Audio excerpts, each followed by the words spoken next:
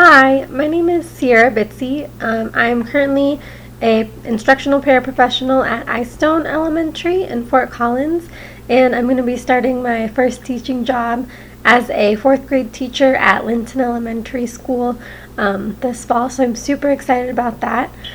My favorite children's book, I couldn't think of what it was, so I went to the experts and I texted my mom and asked her what my favorite book was when I was a child, and she told me that out of all of them, it was probably Little Bear, which immediately rang a bell.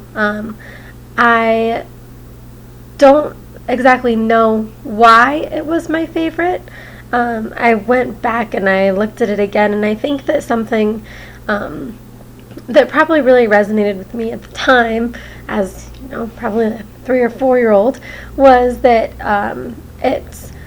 the sentence patterns are very simple, and it's really easy to memorize. And that was something that I did with a lot of books when I was little, is that I would memorize the books. I would have my mom read them to me over and over and over and over again. And then I really just like to go around my house and reciting these books to myself. And that's sort of how my love of reading started. And it obviously developed from there, and now that's why I was having such a hard time picking out my favorite book, because when I look back, I just remember loving all the books I was reading. But that one in particular, when I think of that, I love the illustrations. When I look back at that, that's one of my favorite things about that book.